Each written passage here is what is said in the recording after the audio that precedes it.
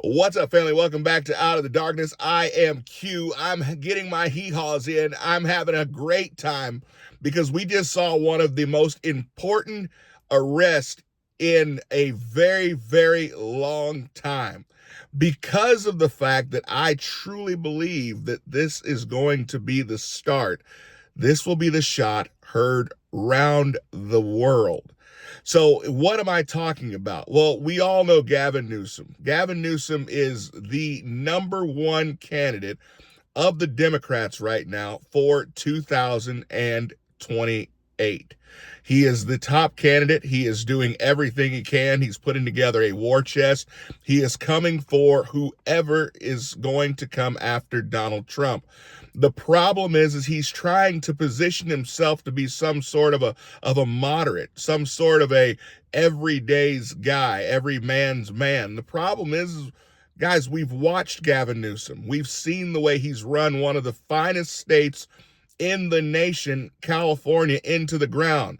One of the most beautiful states in the nation, one of the wealthiest states in the nation, into the ground. He's a complete communist and a not very smart one at that.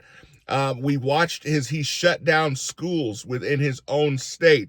We watched him ruin California, and now he feels that we should give him a shot at running the country.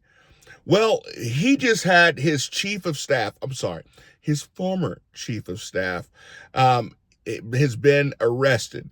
Been arrested and is looking at 20 years in prison and over $250,000 in fines. And this happens to be because of bank fraud and wire fraud. Now, the interesting thing is this has been under investigation for over 3 years. Now, we're going to be fair about this and give the other side. Now, Newsom wanted to make sure that everyone knew that his former chief of staff, Dana Williamson, no longer serves in the administration. He says, while we're learning details of the allegations, we expect all public servants to uphold the highest standards of integrity. At a time when the president, The president is openly calling for his attorney general to investigate his political enemies. It is especially important to honor the American principle of being innocent until proven guilty.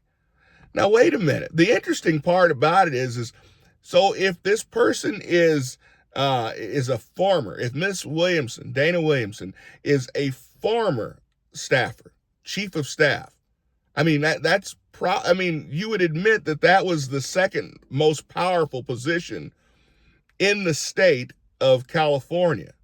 No one gets to the governor except through the chief of staff.